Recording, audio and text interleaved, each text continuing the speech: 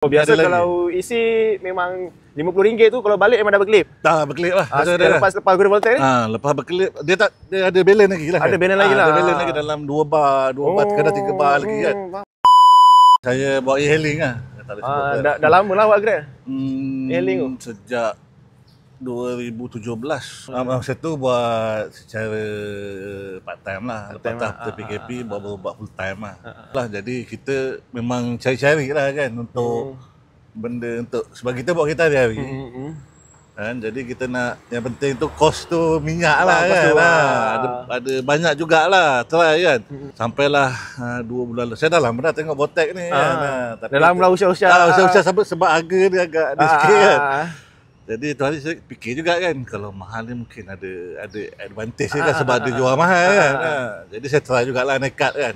Alhamdulillah tengok kalau biasa sehari tu saya isi minyak RM50.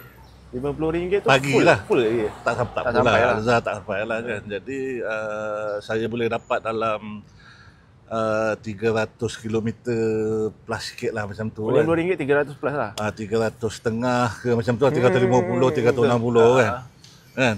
Kan daripada pukul 7 sampai pukul 7 petang lah macam tu ibarat dia kan. Dan lepas saya pakai Botek ni saya nampak macam bukan macam lah, memang kurang lah, kadang ada balance lagi lah maksudnya kan. Dia dalam ada penyimatan lah. Macam tu kan, penyimatan dalam maknanya dalam balik tu masih ada lagi.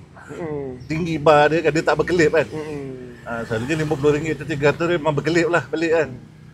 Biasa kalau isi memang RM50 tu, kalau balik memang dah berkelip. Dah berkelip lah.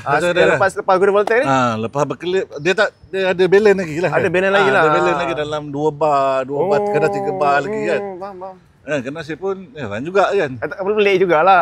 Kan. Saya tengok mileage sama juga kan. Kan tapi dia ada ni lah kan. Lagi satu memang safe lah minyak kan, terutama dia kalau long distance kan. Saya memang hari-hari kadang pergi KLIA, pergi jauh-jauh stesen kan. Memang agak ni lah, bagi kita memang bawa e-hailing, kita punya kos memang minyak lah kan. Memang nak save kat situ lah.